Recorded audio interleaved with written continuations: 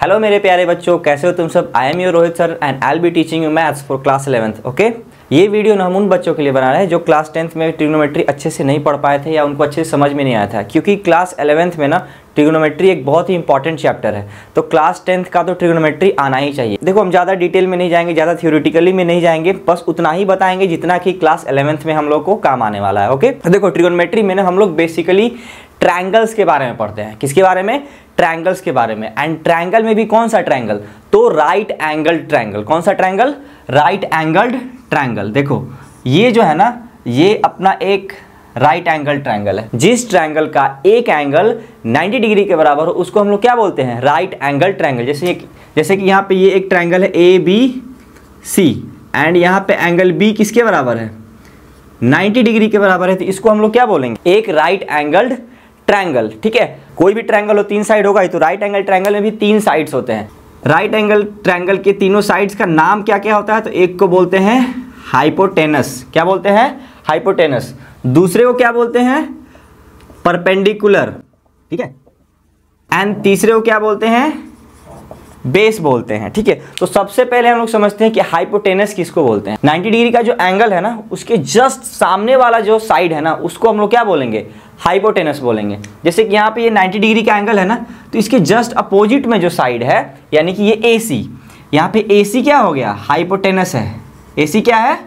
Hypotenuse. अब इसके अलावा जो 2 साइड बच गया, उसमें से किसी को भी हम लोग परपेंडिकुलर बोल सकते हैं एंड किसी को भी बेस बोल सकते हैं। जैसे बहुत कोई बोल के निकल लेगा कि ये परपेंडिकुलर है एंड ये बेस है, सही है, लेकिन परपेंडिकुलर इसको भी बोल सकते हैं एंड बेस इसको भी बोल सकते हैं।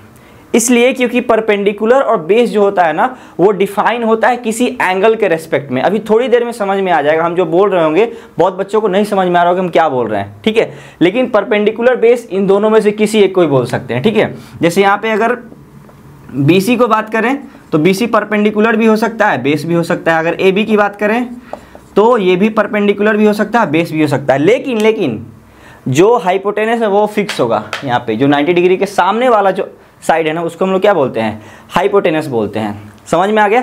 तो अब हम लोग देखते हैं कि परपेंडिकुलर और बेस हम लोग रिकॉग्नाइज कैसे करेंगे किसी एक पर्टिकुलर एंगल के रेस्पेक्ट में। Okay, how to recognise perpendicular और बेस। आई होप हाइपोटेनस पहचानने में तुम्हें कोई परेशानी नहीं होगी।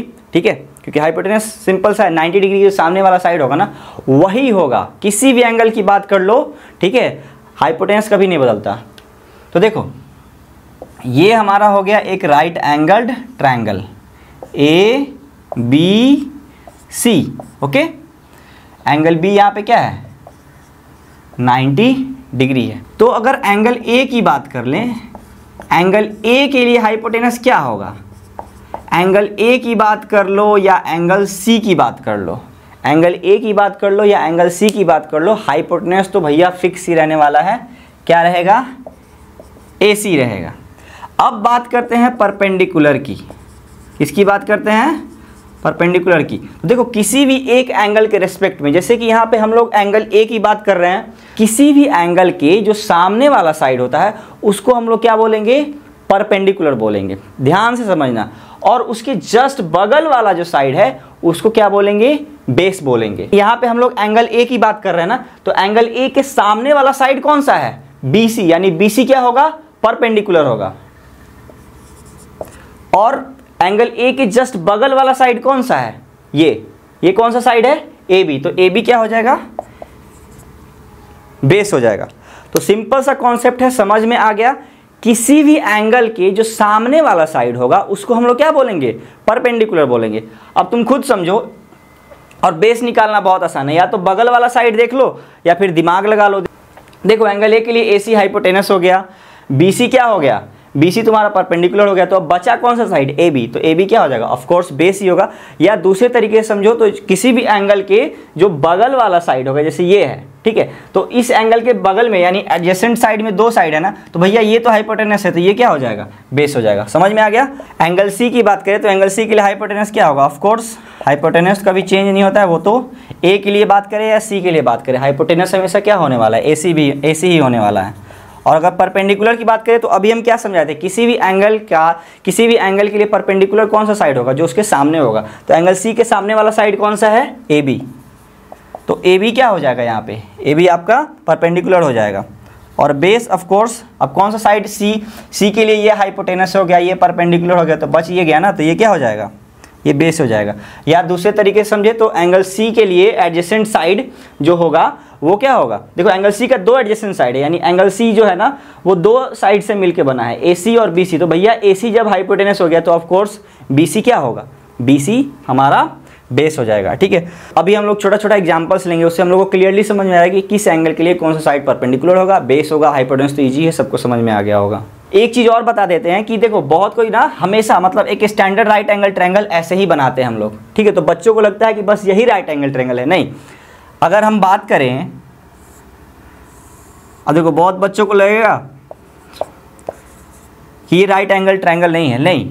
यहाँ पे ए बी और ए सी के बीच में कितना डिग्री एंगल है, 90 डिग्री एंगल है, ठीक है। तो ये भी क्या है, एक राइट एंगल्ड ट्रायंगल है, ये भी क्या है, एक राइट एंगल्ड ट्रायंगल है, ठीक है। तो हम लोग बचपन क्लास में पढ़ते थे कि भैया यही एक राइट एंगल ट्रायंगल है, लेकिन राइट एंगल ट्रायंगल ऐसे भी हो सकता है तुम्हारा, ऐसे भी हो सकता है, कैसे भी हो सकता है, बस कोई भी एक एंगल क्या होना चाहिए, 90 डिग्री होना चाहिए। तो चलो फटाफट कुछ एग्जांपल्स लेते हैं, उससे हम लोग समझने की कोशिश करते हैं कि किस एंगल के लिए कौन सा साइड परपेंडिकुलर है एंड कौन सा साइड बेस है। तो बच्चों देख लो, ये तीन ट्रायंगल हम बनाए हैं, ये तीनों ट्रायंगल राइट एंगल ट्रायंगल है, ओके, कोई कंफ्यूजन नहीं है। तो चलो अब एक एक करके देखते हैं। जैसे यहाँ पे इस ट्रायंगल की बात करें तो इस ट्रायंगल में हम तुमसे पूछ रहे हैं कि एंगल P के लिए हाइपोटेनस क्या हो। तो हम अभी क्या बताए थे, हाइपोटेनस एक ट्रायंगल में हमेशा फिक्स होता है किसी भी एंगल के लिए। हाइपोटेनस को पहचानने का क्या तरीका था भैया, 90 डिग्री का एंगल देखेंगे, 90 डिग्री के सामने वाला साइड कौन सा है, पीआर है, तो बस यहाँ पे पीआर क्या हो गया, हाइपोटेनस।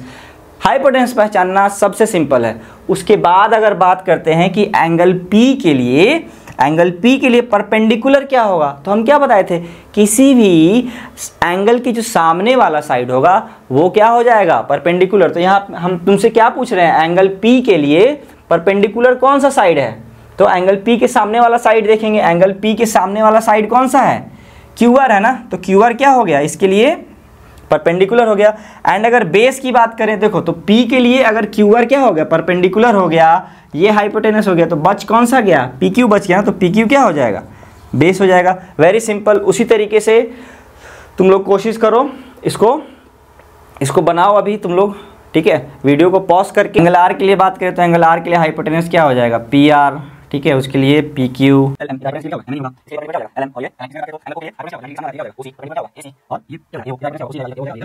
तुम लोग अब मिला लो, सब आंसर देख लो तुम लोगों ने सही बनाया है या नहीं, ठीक है। तो आई होप कि ये सारे एग्जाम्पल से तुम लोगों को समझ में आ गया होगा बच्चों कि किस साइड को परपेंडिकुलर बोलेंगे, किस साइड को बेस बोलेंगे एंड किस साइड को हाइपोटेनस बोलेंगे। तो अब हम लोग ट्रिग्नोमेट्री चैप्टर में आगे बढ़ते हैं, ठीक है।